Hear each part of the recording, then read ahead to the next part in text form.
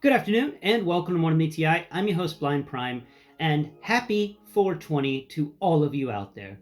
All of you green friendly folks out there in the world, go ahead, light one up today, relax, kick your feet up. The world's been a terrible place. It's filled with all this stress and stuff. Just take today and detox.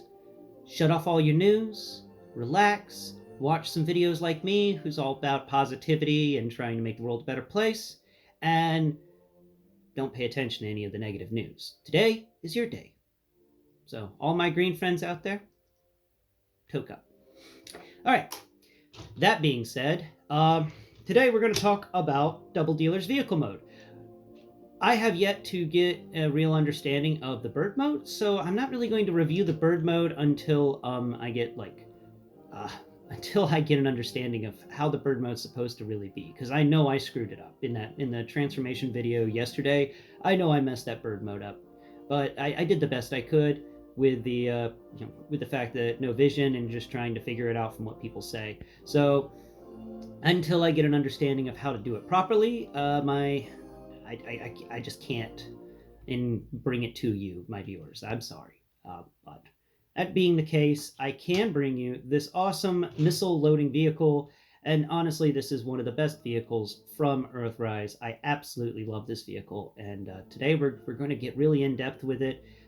I hope you don't mind the fact that Double-Dealer videos have been a bit long. Double-Dealer's got a lot. I got a lot to talk about with him, and I've tried to keep the time stamps low on him, but it can be difficult, especially with a blind formers episode where I was doing a triple changer, and one of the forms I wasn't 100% sure about, but I am 100% sure about this form, and this is one of the best vehicles in Earthrise. This guy's just top-notch fun. So let's get in depth with him today. First off, let me find my cliff jumper. Where did you go, cliff jumper? Cliff jumper. All right, the Bumblebee over here, Bumblebee, and then there's Victory Leo there. Oh, hey, here's something we can use. Let's see. We've got, for size comparison, Siege Optimus. Here we go. In the Siege Optimus mold, which I'm not sure if this is actually Siege Optimus or Nemesis, but the Siege Optimus mold, it will go all the way from the tail of this missile carrier to the front of the front wheel well, which is really neat that, this Optimus Prime vehicle is not as long as the Double-Dealers. Let me go ahead and set this guy down over here. There we go. Now, don't knock over your crazy cannon. Good grief, that cannon's huge. Where did you put Cliff Jumper? All right, I know you guys messed with Cliff Jumper. He's always, popping attitudes with people and stuff like that. And I know you just couldn't help yourselves. What did you do with Cliff Jumper? Did you take him out back? What did you do with Cliff Jumper? Where is Cliff Jumper? I wonder if that's what I heard hit the floor the other day from the cat. Yeah, because Cliff Jumper's nowhere to be found. No, Cliff Jumper. Oh, wait. No, wait. No, that's not Cliff Jumper. That's Jetfire's armor. Man. More and more I'm realizing I need to clean this area up. Okay, so that's not Cliff Jumper either. Oh, well. Oh, aha! Aha! He was right there. Blind people problems. Couldn't see it in front of me. It was a snake, it would have bit me. Alright, so Cliff Jumper. We're going to put Cliff Jumper to the rear of this Double-Dealer's vehicle mode. And there it goes. Cliff Jumper goes all the way from the rear to where the part of his foot, his toe sticks out from the side of this vehicle mode. It's pretty crazy. You could also put Double-Dealer on top of the rocket. Double-Dealer rides rocket! You may as well call him Dr. Strangelove. Riding rockets. Alright, and here's one last little comparison that I have on hand. It's Warpath. That's it, Warpath. Let's see, get him back, put him to the back, and Warpath also goes just a little bit longer than Cliff Jumper, but not by much, because Warpath's technically in the same size scale as Cliff Jumper. He's a smaller guy, though I do love his caster wheels. So let's set Warpath over here off to the side, and now let's get in depth with this. One last comparison I believe we can do is with the handy dandy Lego pad, because vehicles are important to measure for scale reasons. So this guy's going to break some of the measurements that we have. First off, he is incredibly wide. So he's one of the widest vehicles out there. He's 10 studs wide. Everything else has generally been about 8 studs wide on the average. Now we put him across the entirety, make sure that his front's lined up with the end, and then measure that right there. All right, oh crap, part of him untransformed. Let's drive over here, there you go. Now let's take a look at what we got here. We've got, wow, you are a long guy, aren't you? That's almost as long as Grimlock is tall. So there's the 16, 17, 18, 19, 20, 21, 22, 23, 24, 25 studs in length. He is a lengthy guy. This is a very, very big vehicle mode. Very big. And it is really, really awesome that they were able to bring us such a cool vehicle. So set this handy-dandy Lego pad back underneath the platform. It's out of the way. There's a Cream. You want to come over here, Cream? Hi, Cream. Yeah, loves from Cream.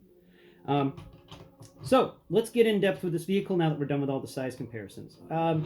Parts of this vehicle I really enjoy is the fact that you have this crazy rocket platform that you can raise up, but there's another way you can do this. So if we move the rocket platform back, we can feel on this rocket there's female pegs, male pegs all over the place. So pegs and pegs holes. I need to remember that. There are pegs either side. Now, if you feel in here, you can find that there should be a spot to plug them in. Yeah, there it is. So you can, if you so choose to, you can plug this thing into these little spots. So let's try and do that real quick. Get that lined up. It may be a little difficult to line this guy up with these spots, but you can do it as soon as I find where I put the spots again. Oh crap, I lost the spots. Wait, maybe that's the spot. I don't think that's the spot though. Come on, get your crazy self in there, you crazy rocket. Nope, that isn't the spot. Okay. There it is. Maybe. Yeah.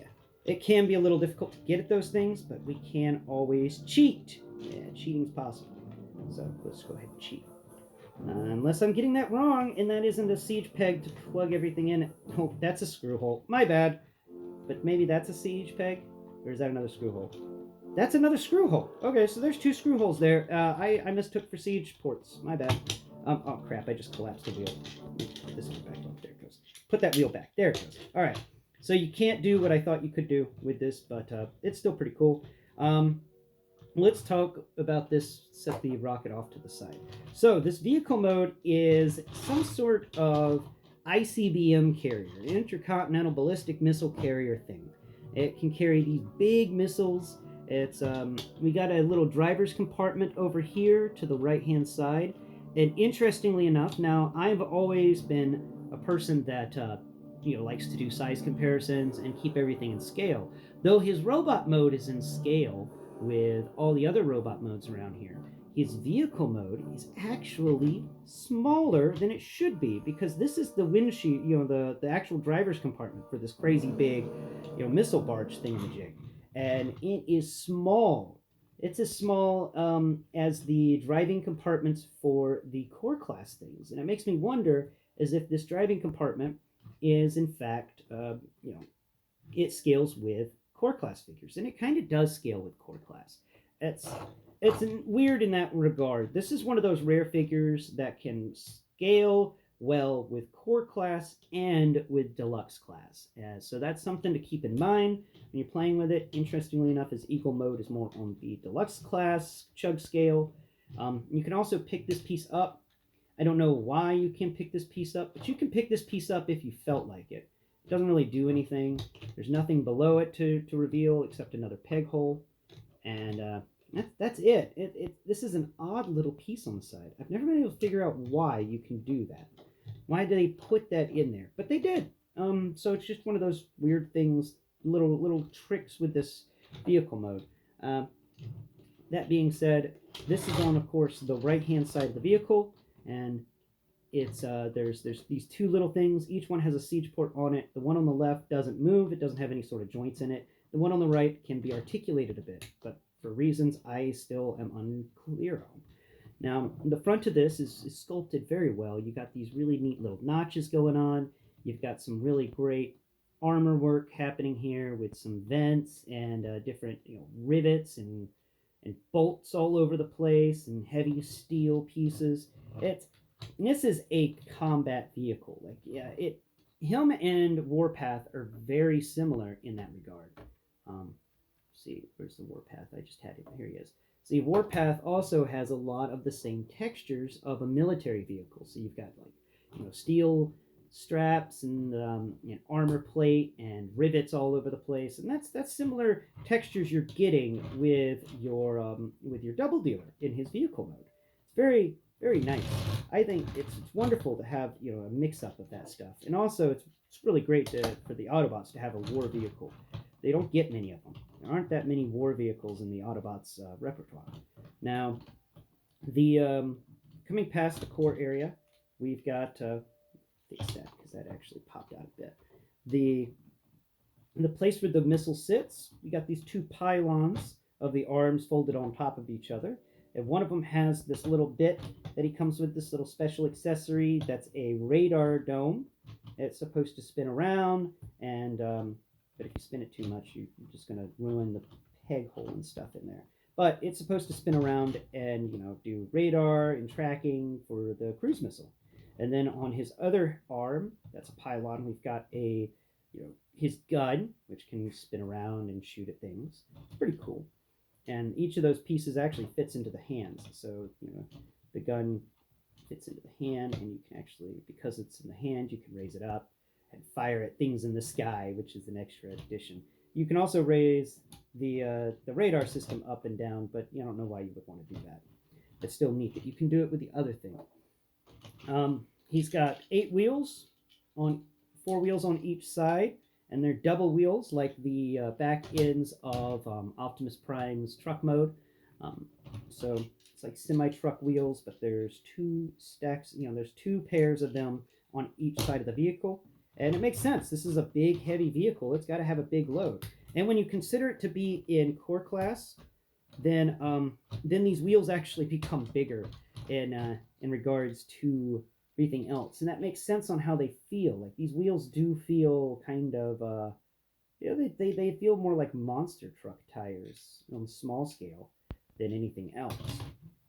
And there's not much more to say about him. Let's get him in his base mode, because base mode is where I usually just have him portrayed, because you could set this let's get this thing going right here, set this here. Come on. There it is. Alright. And then we can set that missile down there. And then we fold down this back panel bit. I had to explain this in the Blindformers episode, but going over it again. I love how these stabilizer things are textured. It feels like a stabilizer that you would find on a fire truck or something. And the way that everything's molded here, they don't click into place anywhere, but they do rest very well up against the sides of this vehicle. It's perfect resting area, and it's actually been kind of cut out just a bit to allow the resting to occur. There's not much there, but there's enough there that these things just rest, and they don't feel like they don't belong. They feel like they belong in that area. Okay, so we put down both of the stabilizers. They go to either side of the vehicle, increasing its width by a large margin. And then we can pick the missile up, and then it will just kind of rest right there above the little launch platform. And I think that's just excellent. I love it. I love how this missile works. I enjoy the fact that you can do things like this with it, and it can fire a missile off to somewhere else. It's a very fun vehicle. He's got a very fun robot mode. I've already talked about that. This vehicle mode is well, other than its scale problems, it's a 9 out of 10 in my opinion. It's a great vehicle mode. It's solid, it's sturdy, it's large, and though its scaling is definitely very weird, so it gets a 9 out of 10 for just being the oddest scale possible. But let's go ahead and get a couple of core class figures, and I'll showcase some sizes. So I got some core class figures I've set off to the side over here earlier, just for today.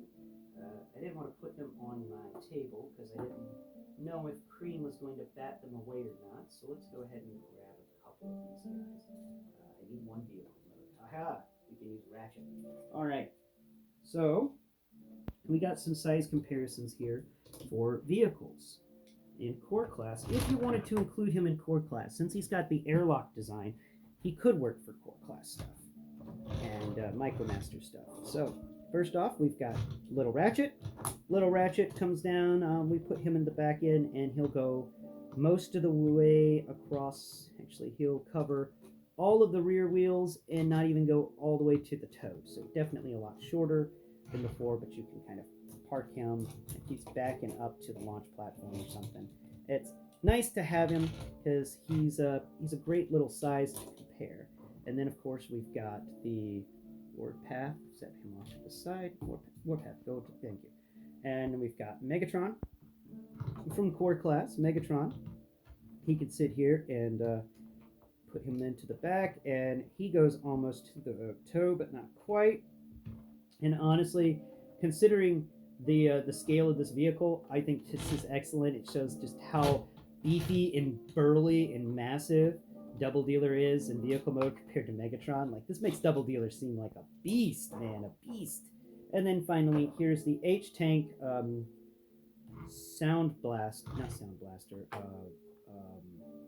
Shockwave. Here's the Bumblebee movie Shockwave, H-Tank, and his H-Tank actually goes to the toe. So put him in the back, he goes all the way to just a little past the toe. Shockwave is a big dude in his vehicle mode. Those are 3 vehicles from core class to kind of give you the idea of if you wanted to make this into a core class vehicle base. That's kind of the thing you can do. These things can go all over it and just kind of hang out and chill. Or you can transform them into the robot modes and have them climbing over this thing, using it as a mobile base platform.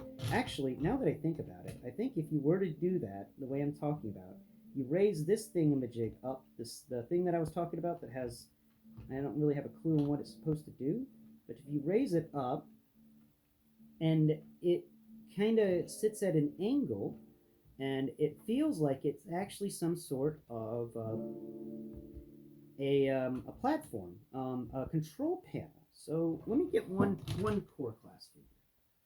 We're going to finish the video up after this, so it's fine. I just need one. Okay, not you. Let's see. Ah, you. Yeah, I just got you in the mail today, or yesterday. All right, so we've got Ironhide here, and then Ironhide can kind of stand in front of this panel. Not really, though. Not really. That's sad. But if we raise the panel up and lay it flat, you could put him on the side. So I'm just, yeah, you can kind of put him on the side, and he can then touch it with his gun, but he can't really touch it with his hands because his arms aren't long enough. But it's something you can do. You can use this as like a pad, and then have them, type away on it to launch the missile somewhere. It's just something fun you can do. This toy is very versatile, and that's one of the reasons I really enjoy Double-Dealer. He's a very versatile transformer. You can do a lot with the guy. A lot more than you would expect you could do with him. And he is an excellent transformer and an excellent addition to anyone's collection, whether it be core class or deluxe class. You can find a place to put him in your collection. A versatile transformer. Thank you for watching today's episode, and I hope you've enjoyed the show. I hope you've enjoyed Cream. Cream enjoyed having you here today. Yes, you did, Cream. And now he's napping, because after a long day of hunting lizards, he likes to nap. Thanks for watching. Tune in next Prime. I'm going to have a G.I. Joe classified figure for you. Yay! I found one on sale for like $9. Can you guess what it is? Let me know in the comments if you can guess correctly. Until next Prime, bye-bye for now.